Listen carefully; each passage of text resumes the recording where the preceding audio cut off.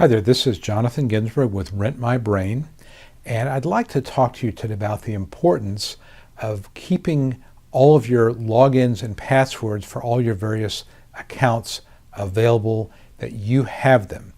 Right now I'm working with a client who has a domain and has a web account that I've basically taken over. So in other words, I'm working with this client. We've redone the website. She had another developer who was working on the website. That person literally disappeared. The site had some problems and it was down. I got it back up. The problem we have is, number one, my client does not have the login and password for the registrar. In other words, you'll see GoDaddy or registrar.com will be the place where the domain is registered, but you need the login and password for a couple reasons. One is you need to have control of it so that it doesn't expire.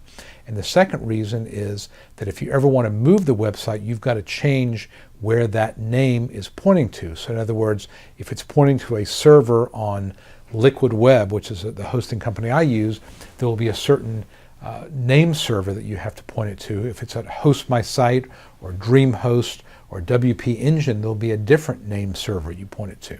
So if you can't access your GoDaddy account where your name is registered, your domain name is registered, you cannot move your site and you're stuck, and you also risk that your site or your domain will expire and somebody else will come pick it up, and then they can create a site using that domain name and get the advantage of all your links and steal your business. Obviously not a good thing.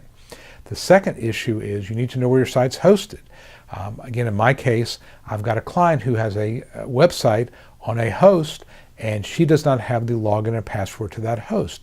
We don't know when the account expires, because at some point, if let's say somebody paid for a year or two of hosting, the year or two is going to run out, the former developer is going to get the renewal notice, the former developer is out of business, the email is dead, gone, and nobody's going to be able to know to renew it. When I called the hosting company and I said, okay, I now am working with this client, they said to me, well, your name is not on the account. We cannot release any information to you. So it becomes a real headache to try to get access to that account. So again, my client did not have the name of the hosting company, did not have the name of the domain registrar. So these are things that anybody who has a website, you got to know this stuff. You cannot turn this over to somebody else. It's okay if they help you with it, they have it as well, but you as the site owner need to know where your site is hosted, the login and password for the hosting company, where your domain name, abc.com, is registered, the login and password to the registrar, so you can make necessary changes. And if you don't do that, you're running a real risk. You could spend a lot of time and effort and money driving traffic to your website, and then lo and behold, one day you wake up and it is gone. And there's nothing you can do about it because you don't have the information to log in and make necessary changes. And in my case, I'm really struggling with this because I've got to try to figure out where all this stuff is. I'm spending my time, my client's money doing this, and we still don't know where it is. And if we don't find it at some point, we're going to have to buy a backup domain name.